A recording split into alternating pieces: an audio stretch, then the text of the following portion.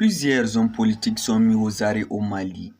La place de l'indépendance du pays est restée calme le vendredi 9 mai 2025. Un important dispositif policier avait été déployé, mais les partis politiques maliens avaient annoncé le report du rassemblement de contestation initialement prévu à Bamako. Décision prise après la suspension par les autorités de transition mercredi de toutes les activités politiques dans le pays.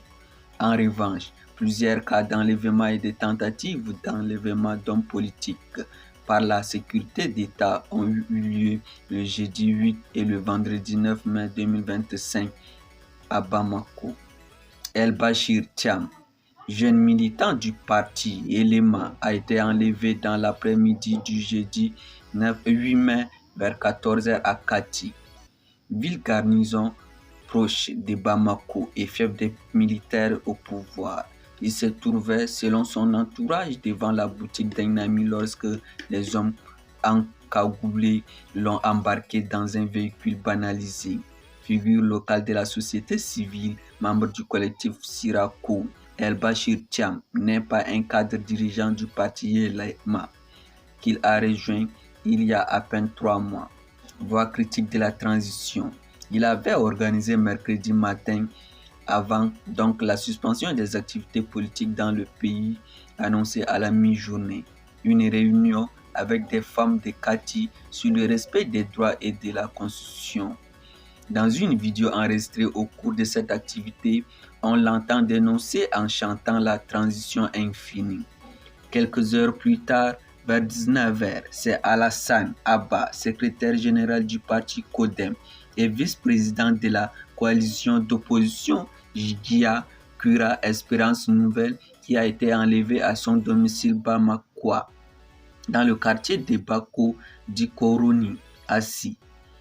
Selon ses proches, des hommes armés et encagoulés se réclamant de la gendarmerie l'ont sorti de chez lui avec violence et l'ont embarqué dans un véhicule sans plaque d'immatriculation.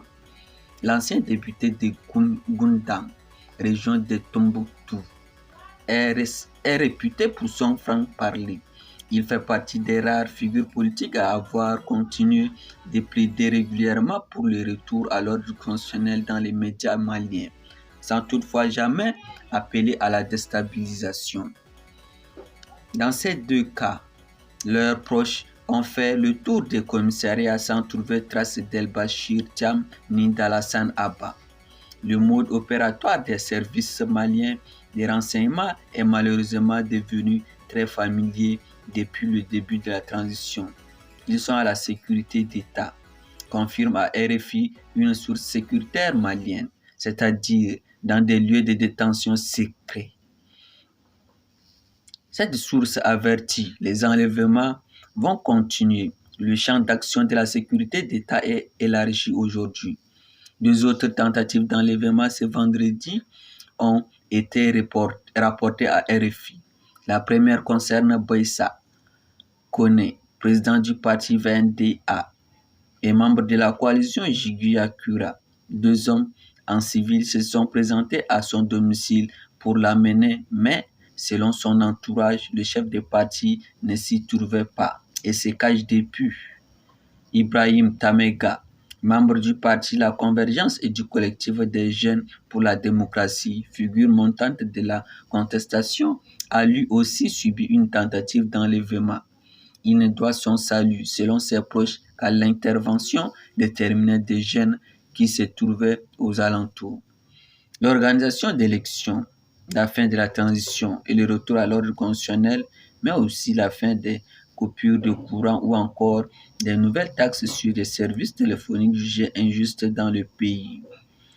La centaine de partis politiques qui appelaient les Maliens à se mobiliser ont dû se résoudre à reporter l'événement à une très prochaine date afin de préserver leurs militants de tout risque de représailles de la part des forces de l'ordre ou de soutien des autorités de transition, dont des membres du CNT qui appelaient ouvertement à la violence.